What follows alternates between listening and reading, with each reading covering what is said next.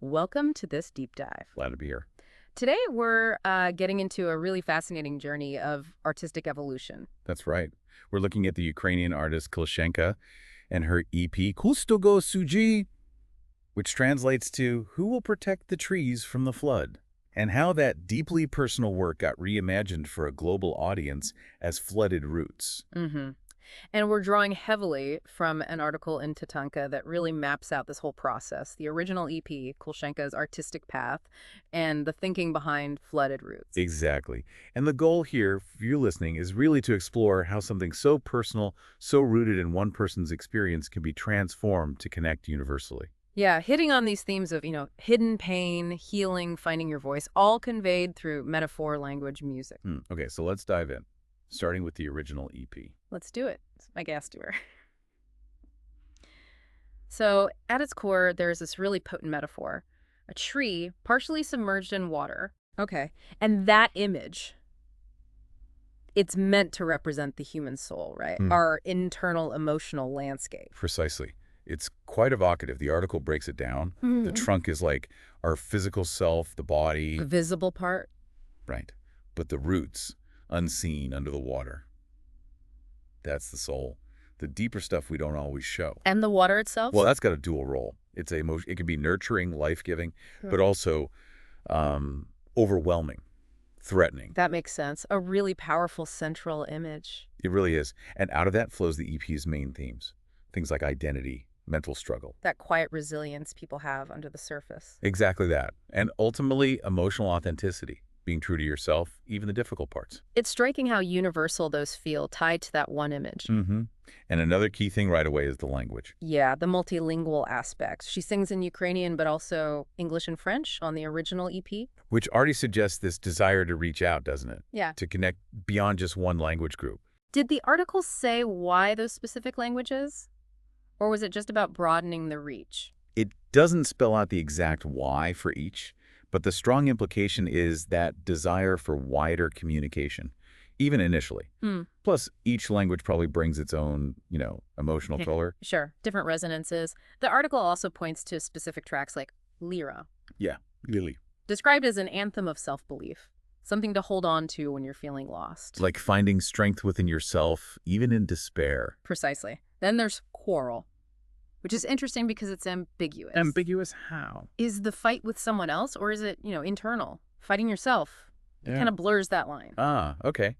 That resonates. Often the biggest battles are internal. Right. And then Irov? That one's more of a critique. Of what? Modern life? Sort of. Modern disconnection, maybe. Blindly following trends, losing yourself in the superficial. A commentary woven in. And the title track itself.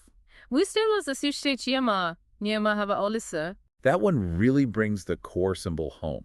This idea of unseen suffering, the loneliness of emotional endurance. Projecting strength while feeling like you're drowning inside, the metaphor just works so well. It really does. And musically, the article mentions the style is quite sparse. Sparse but textured. So not simple, just focused. Exactly.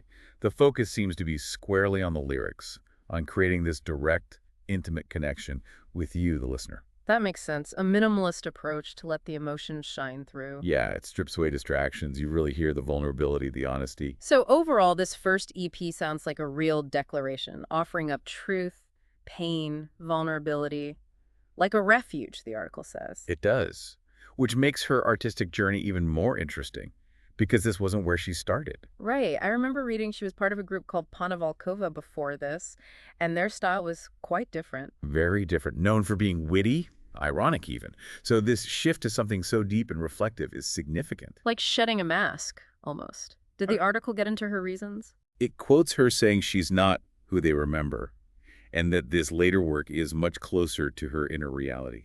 Deeper, quieter, more reflective. It sounds like a very conscious move towards authenticity. And that takes courage, definitely. No doubt. And the multilingualism, it seems, isn't just for this EP. It's fundamental to her. Ukrainian, English, French, Spanish, too. Yes.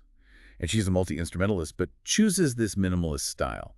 So it's not about showing off chops. It's about the message, the feeling. Exactly. A deliberate artistic choice, removing barriers between her feelings and the listener.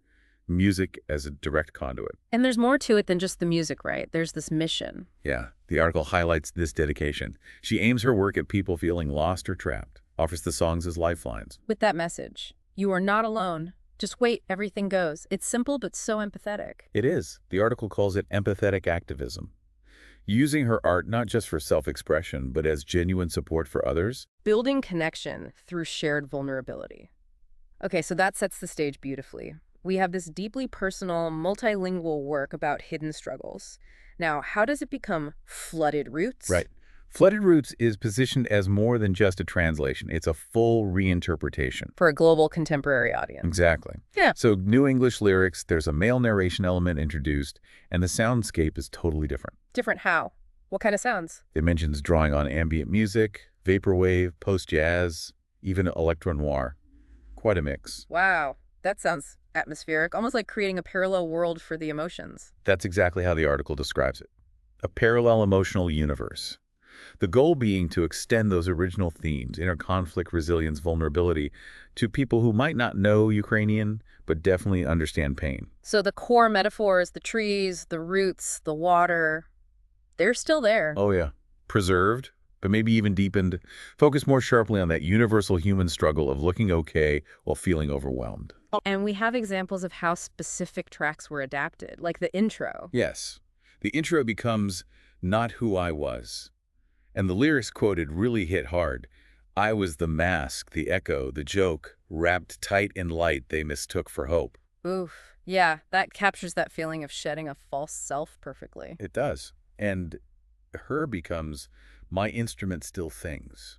Still an anthem of perseverance, but maybe more about that inner creative spark surviving even when you feel silenced. My instrument still sings, though I lost the song I wrote. That's quite poignant. The spirit endures. Mm-hmm.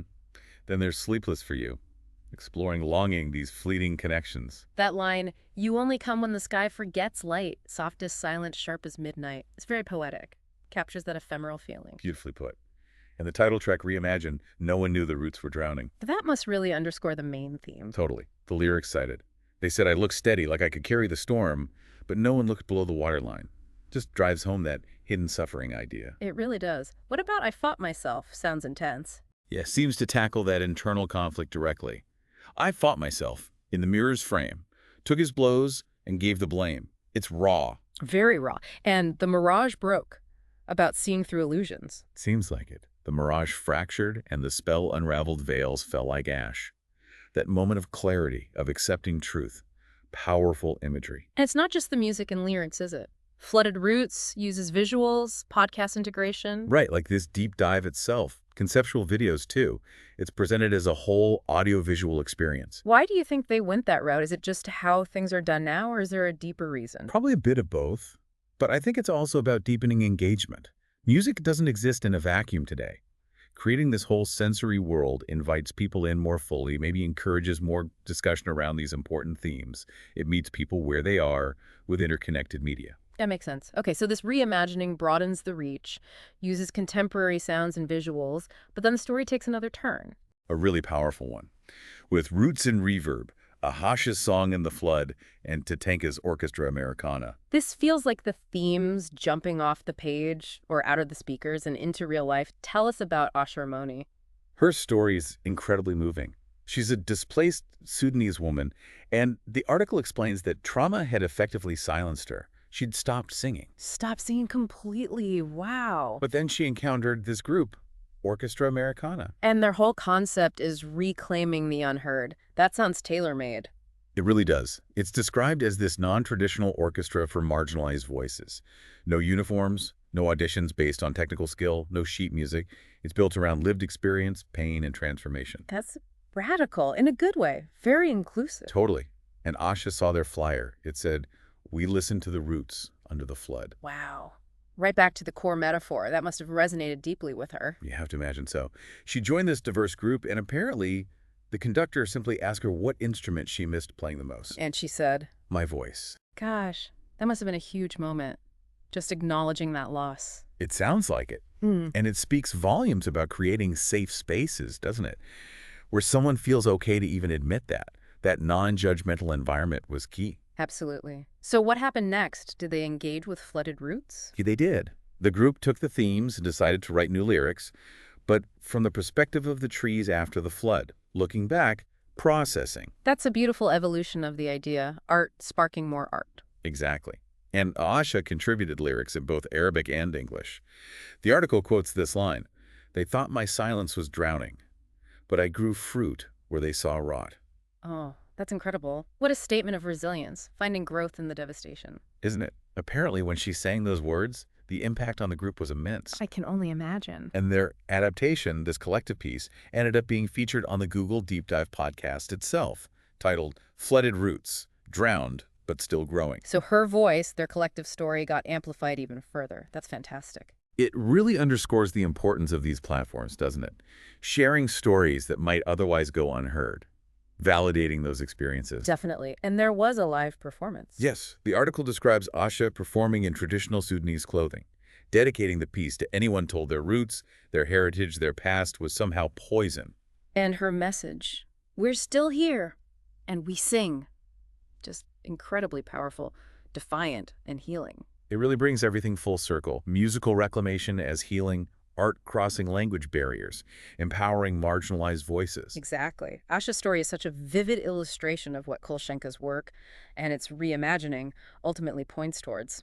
So as we wrap up this deep dive, it feels like we've traveled quite a distance. We really have. From 𝗑ᗕᗕda's very personal, soul-bearing, original EP. Through its transformation into flooded roots, aiming for that universal connection. And culminating in this real-world example with 𝗧𝗔𝗧𝗔𝗡 and Orchestra Americana, showing the power of these themes to foster healing and reclaim voices.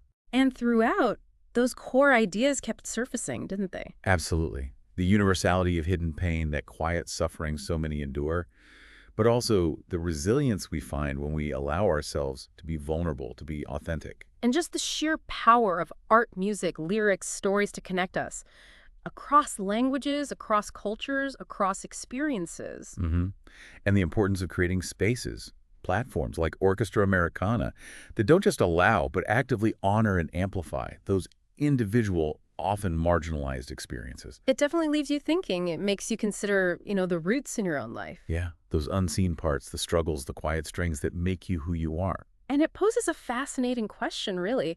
What if you tried to reframe your own narrative? Like Flooded Roots reframed the original EP, or like 𝗧𝗧𝗧𝗧𝗧𝗧 reframed her silence.